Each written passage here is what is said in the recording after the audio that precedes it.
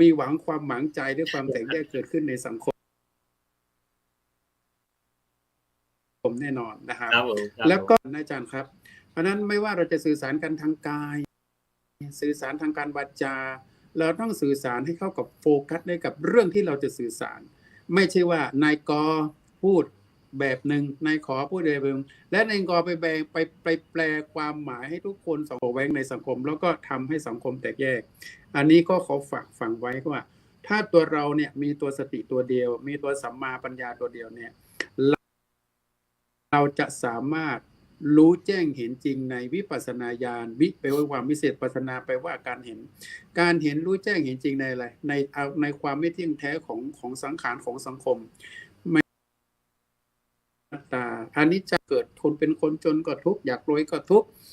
พอรวยแล้วก็ทุกข์เพราะอะไรกองโจรมาปล้นไม่รู้จะเก็บเงินไปไว้ไหนไหมครับพอไม่มีเงินก็ทุกข์ตกงานก็ทุกข์ลูกไม่ฟังคำสั่งสอนก็ทุกข์นะไปกราบหลวงพ่อหลวงพี่ทำอะไรที่แบบเป็นเคสที่เราอ่านมาดูมาว่าญาติโยมคาดหวังต่อพระคิดว่าท่านเป็นอริยเจ้าอริยสงฆ์มีความศรัทธามอบวัตถุธรรมแล้วก็อะไรต่างๆพอรู้ว่ามันไม่ใช่ก็เกิดความทุกข์ว่าทำไมฉันถึงเป็นอย่างนี้ทำไมครูบาอาจารย์อย่างนี้คือการคาดหวังที่มันคาดหวังไม่ได้คือคาดหวังคนแม้แต่คนในครอบครัวยังคาดหวังไม่ได้ครับท่านอาจารย์ครับเพราะนั้นตัวของเราเนี่ยต้องใช้หลักธรรมปัจจยตาคือการหลักพิจารณาโดยโยนิโสมนสิการ16ขั้นตอนคือพิจารณารากเหง้าพิจารณาความประพฤติเพราะฉะนั้นเราไม่รู้หรอกว่าเขาหน้าตาเนี่ยมันจะเป็นอย่างไรอย่างคำโบราณว่าคบคนให้ดูหน้าซื้อผ้าให้ดูเนื้อเป็นคำอุทาหรณ์หน้านอกบอกความรู้ความสามารถอย่างเช่นถ้าคนเราหลงรูปเนี่ยมันจะไม่สนเรื่องอุปนิสัยแต่บางคนไม่สนรูปแต่สนเรื่องอุปนิสัย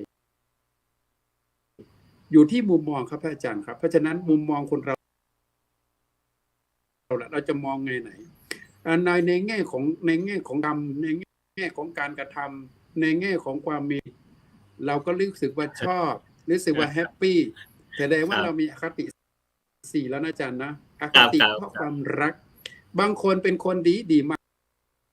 กเลยนะครับแต่ว่าไม่ชอบขี้หน้าอคติเพราะความชังอีกละนะบางคนไม่มีอำนาจแต่เจอคนที่มีอำนาจก็อคติเพราะความกลัวการให้คะแนนเพราะเห็นแก่ใครเห็นแก่หน้าพ่อเขาเป็นผู้ใหญ่บ้านพ่อเขาเป็นผู้กำกับเขาไม่เอาไหนเลยแต่เราเกรงใจและอคติเพราะความไม่รู้เป็นหน้าเป็นห่วงบางทีเราไม่รู้ว่าคนนี้เป็นยังไงพอไปฟังเขาดินทาคนนั้นไม่ดีอย่างโน้นอย่างนี้ก็เชื่อโดยขาดการพิจารณาไตร่ตรองแล้วก็ตัดสินใจสารเตี้ยใส่บุคคลก็ความยุติธรรมก็มีครับผมครับอาจารย์ครับทุกคนครับเพราะอคติด้วยความไม่รู้เนี่ยอันตรายจ้ะครับผมว่าข้อสุดท้ายเนี่ยน่าห่วงมากคือเรามองใจเลยว่าเขาต้องเป็นอย่างนี้ตลอดเวลาทำให้มีคติจนทำให้สะพานเชื่อมต่อไปมันไม่มีเลยดังนั้นคือการที่ค้นคว้าแสวงหาความจริงจากภายในและภายนอกเนี่ยจะทำให้เรามองทะลุเข้าถึงข้างในอย่างเช่นเรื่องการปฏิบัติพระอาจารย์เรื่องการปฏิบัตินี่คือเรามองถึงข้างในเรามองแต่ข้างในเราไม่ได้มองข้างนอกมองเฉพาะความในตัวในกายของเราอย่างเช่นเรามาเดินจงกรมนั่งปฏิบัติธรรมนี่แม้คนเป็นร้อยแต่น้อยนักไม่มีใครพูดเลยใช่ไหมอาจารย์ต่างคนต่างเดินต่างคนต่างทำหน้าที่ต่างคนต่างสำรวมในการที่จะไปรบกวนคนอื่นนี่คือทำไมฮะจ๊ะย้อนไปสมัยพุทธกาลเนี่ยตอนท้ายธรรมบทว่าคนจำนวนมากต่างก็บรรลุธรรมพร้อมกับด้วยปฏิสัมภิทาสี่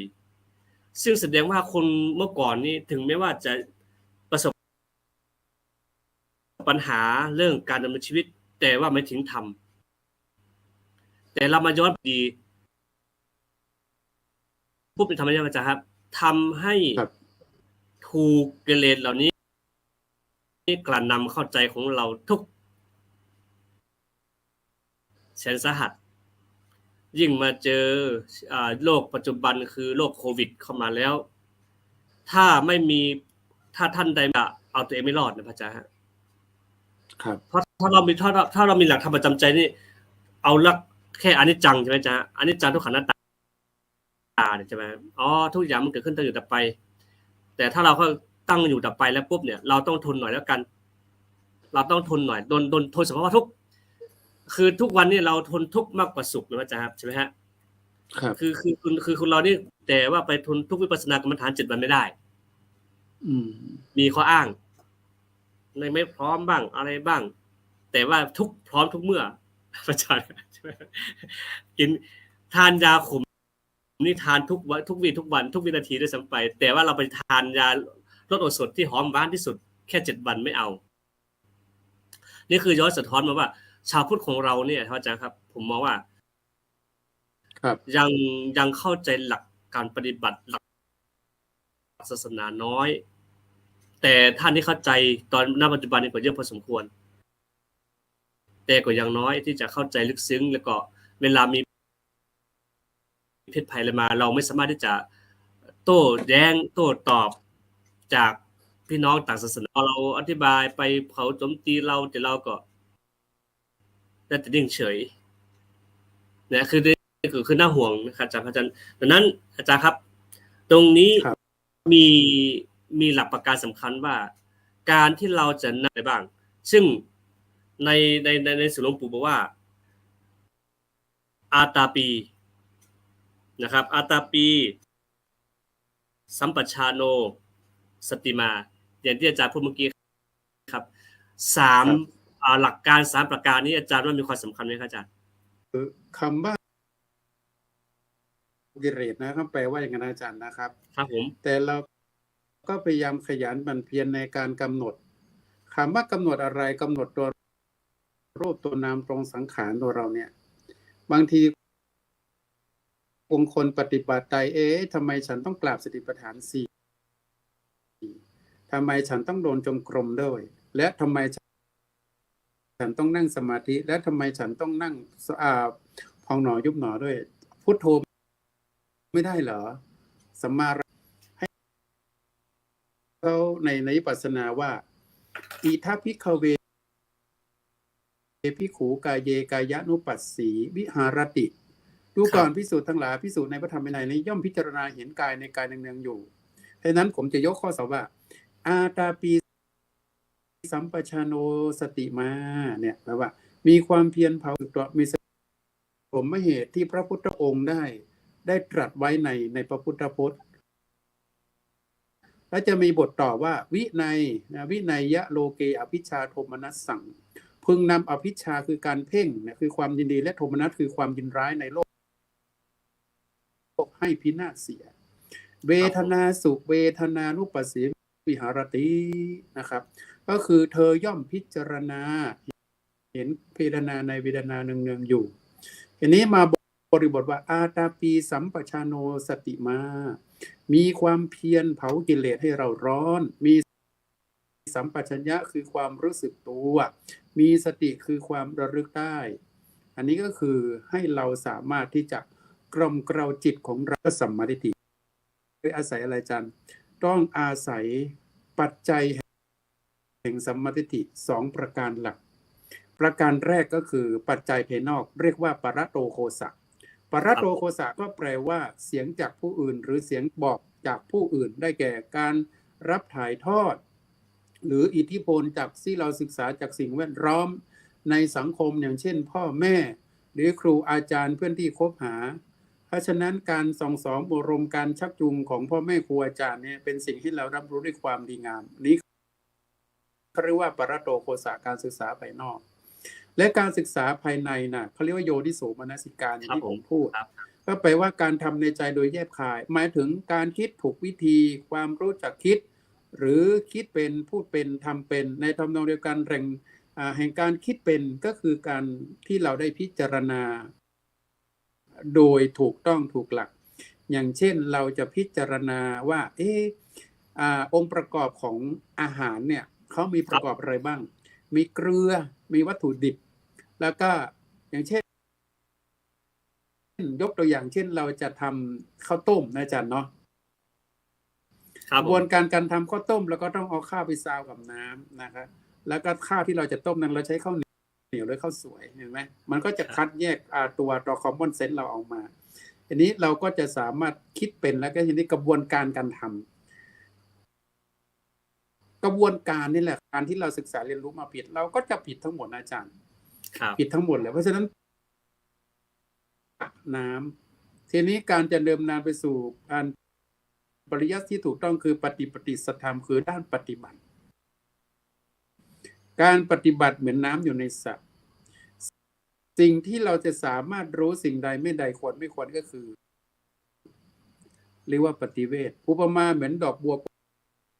โกกนุที่เกิดจากสระต้องอาศัยอะไรอาศัยน้ำเพราะนั้นจิตของเราก็เหมือนการฆ่าจานเพราะฉะนั้นในภาษาบาลีว่าวินัยยะโลเกอวิชชาโทมนัสสังพึงนำอวิชชาความยินดีโทมนัสคือเตจิตานุปัสสีวิหารติเธอย่อมพิจารณาเห็นจิตเนืองเห็นไหมครับอันนี้ก็จะเป็นให้เราได้พิจารณาว่าบอกตัวเองได้ถามตัวเองเป็นแล้วก็พิจารณาตัวเองถูกต้องยะถาภูตังญาณทัสสนังตามความเป็นจริงว่าอะไรเป็นอะไรอันนี้แหละคือเราสามารถแยกแยะสังเคราะห์วิเคราะห์ได้ครับขอนมัสการเจริญพรสาธุขอบคุณครับพระอาจารย์ครับก็ญาติโยมทั้งหลายที่ฟังอยู่ก็ควรนำไปปฏิบัติฟังแผนที่เช่นเราอาจจะอ่านหนังสือธรรมะของครูบาอาจารย์นะครับอาจารย์นะแล้วก็ฟังแนวคิดจากครูบาอาจารย์แล้วจะนำพาตนเองอย่างใดเข้าเป้าหมายถ้าเราฟังแล้วเราไม่ยอมขยับขยายเราไม่ยอมขยับตัวเราเนี่ยฟังอย่างเดียวฟังจาก10 ชาติตั้ง100 ชาติมันก็ไม่ก่อเกิดผลเท่าที่ควรดังนั้นพระองค์แต่ว่าคนที่ไม่เคยปฏิบัติธรรมเลยแม้จะมีอายุตั้ง100 ปีสู้คนที่ปฏิบัติธรรม1 วันก็ยังไม่ได้ดังนั้นญาติโยมทั้งหลายที่ฟังอยู่คือว่าเราฟังแล้วเราต้องนำไปปฏิบัติเราต้องลงมือทำฟังอย่างเดียวแล้วก็ไม่ลงมือทำฟังไปก็ไม่เข้าใจแบบตัวเองเข้าใจแต่ว่าลึกซึ้งด้านในจริงๆยังไม่กระจ่างแจ้งดังนั้นการที่เราปฏิบัตินี่เพื่อจะคือความกระจ่างแจ้งข้างในคลายความสงสัยข้างในว่าพระพุทธพระธรรมพระสงฆ์มีจริงไหมตัวตนความเราเกิดมาเพื่ออะไรมันจะได้คำตอบตรงนี้ในตัวเราแล้วเราเกิดมาแล้วจะหงเห็นชีวิตของเราที่สุดว่าไม่อยากให้ตายเลยและอีกอย่างนึงคือวันเวลาที่เราอยู่เนี่ยล้วนแต่จะประกอบด้วยผลประโยชน์ก็คือจะนำพาตนเองไม่ให้เศร้าหมองทำให้จิตใจของเราเบิกบานเพียงผ่องใสแล้วก็มันมีอุดมสมบูรณ์ภายในของเราเนี่ยอาจารย์ครับการเกิดมาชาตินี้มีคุณค่าที่สุดนั่นคือทุกวันนี้คือเรายังเข้าใจตรงนี้น้อยมากแม้แต่เรามาเดินจงกรมเองบางทีอาจารย์พระอาจารย์ครับบางทีพระโยมมาบทใหม่2-3 วันแรกนี้มีอาการเลยอาจารย์คือยังไม่เปิดใจยอมรับสภาวะธรรมยังอะไรคือการปฏิบัติยังไม่ต่อเนื่องแล้วมันไม่เป็นอย่างใจคืออยากให้เป็นอย่างใจแต่ว่าความอยากมากเกินไปตรงนี้คือจะเห็นอาการทันทีเลยว่าอ๋ออย่างนี้นี่เองนะเพราะผมเองพยายามพูดเสมอๆว่าคนเราเนี่ยกว่าจะ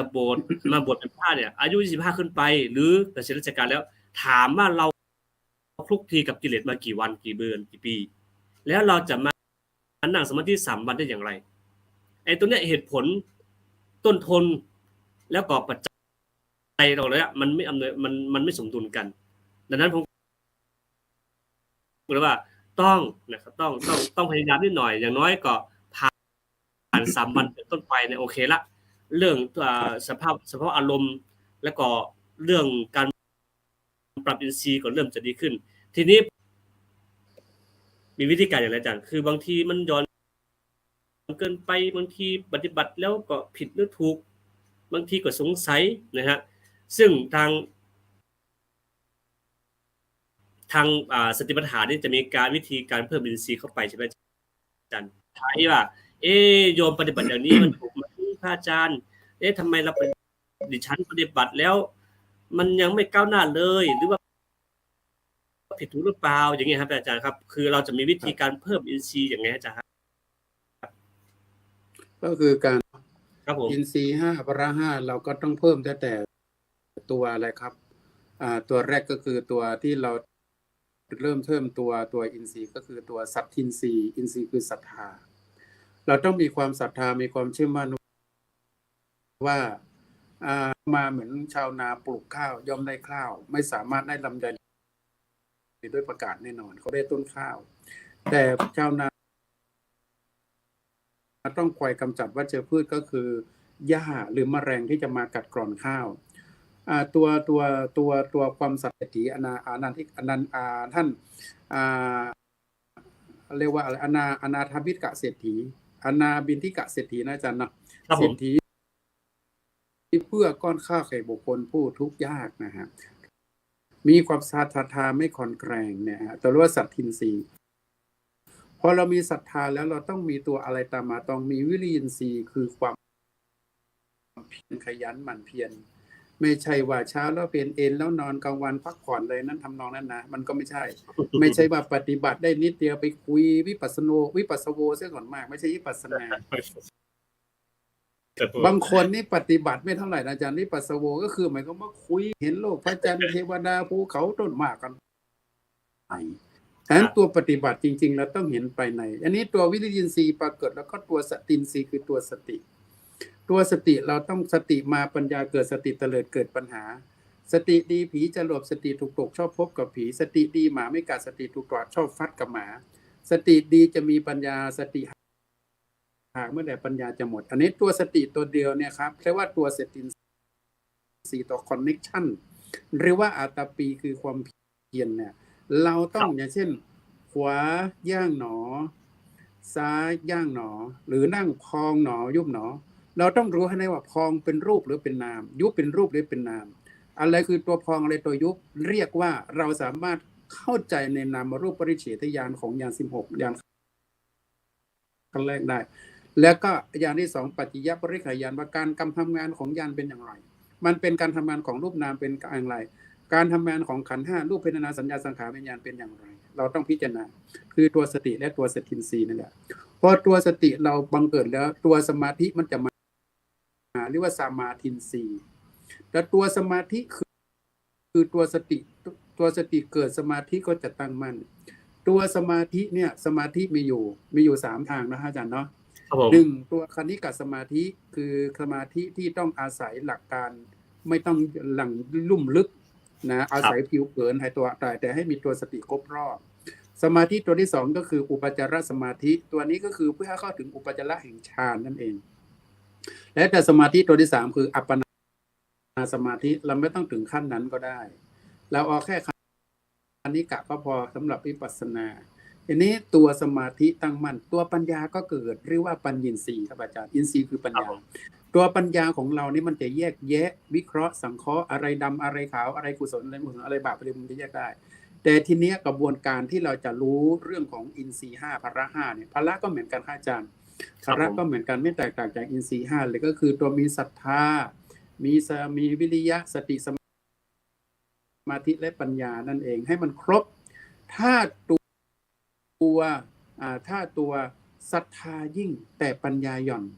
ความงมงายหรือโมหะหรือว่าความหลงก็เกิดโมหะคือความไม่รู้นะอาจารย์เนาะเพราะฉะนั้นเรามี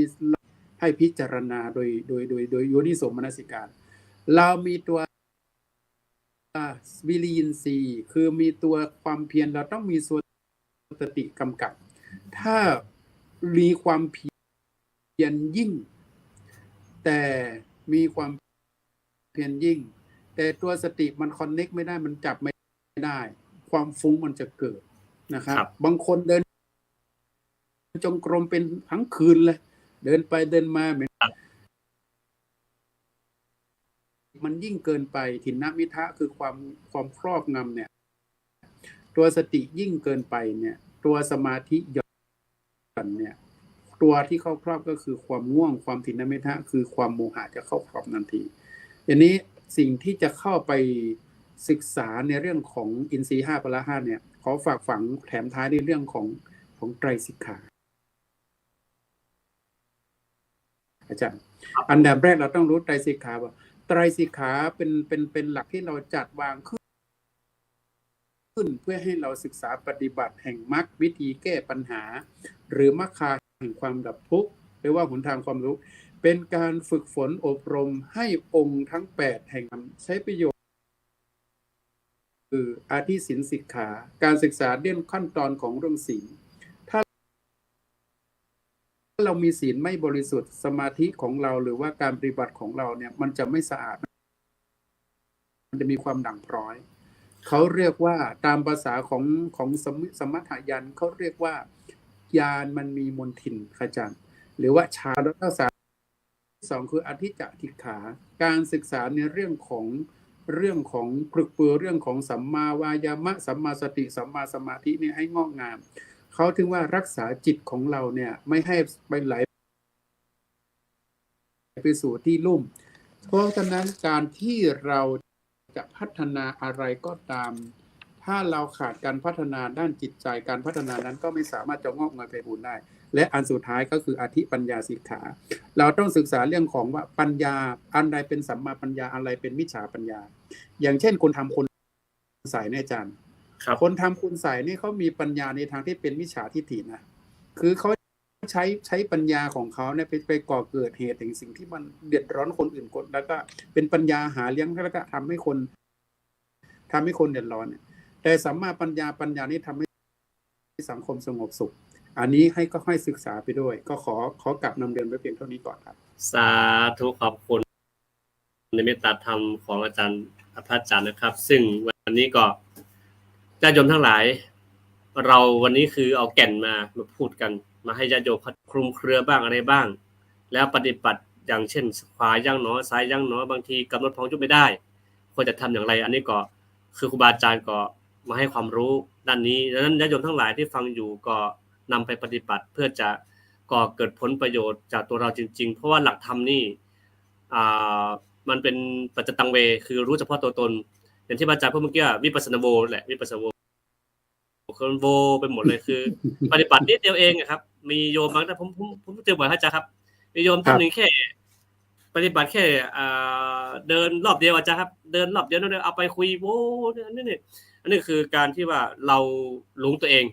ถ้าภาษาคือหลงตัวเองหลงอารมณ์ตัวเองว่าหลงตัวเองดีเด่นมันก็ไม่ได้ดังนั้นอาจารย์ครับวันนี้ก็คือ1ชั่วโมงเต็มผมเองก็ต้องกราบขอบพระคุณในเมตตาธรรมที่พระอาจารย์ที่เมตตามาให้ข้อคิดมาแบ่งปันความรู้แล้วก็มาแนะนำญาติโยมเข้าใจหลักการปฏิบัติมากขึ้นผมก็หวังว่าอาจารย์คงจะไม่ทิ้งรายการไปนะครับก็วันเสาร์ทุกวันเสาร์ทุกวันเสาร์คือรายการพุทธศาสนา10แผ่นดินก็คือนี่ประจำอยู่แล้วครับอาจารย์นั้นก็ผมต้องกราบขอบพระคุณในแทนพระอาจารย์พระครูสุพลปริยัติที่ผิดพลาดประการใดก็ต้องขอกราบขออภัยอาจารย์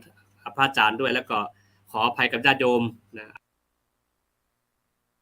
ญาติโยมที่ฟังอยู่ที่ไม่ว่าทางช่องทำเป็นทีมก็ดีเพจทุกเพจที่ไลฟ์ไปนี่ก็ดีก็ต้องขออภัยไว้ในโอกาสนี้ดังนั้นท้ายที่สุดแล้วก็ขออนุโมทนาบุญสาธุแล้วก็กราบขออนุโมทนาบุญสาธุกับญาติโยมทุกท่านทุกคนที่กดให้กำลังใจกดไลค์กดแชร์ผู้มีสิทธิ์เลือกตั้งติดตามเพจอยู่ประมาณ10ท่านถูกใจ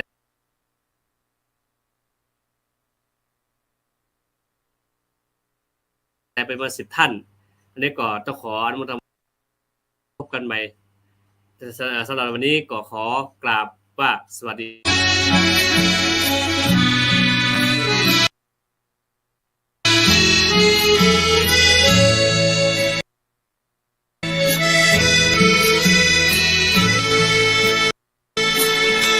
เข้าวัดฟังธรรมไหว้พระเช้าค่ำทำความดี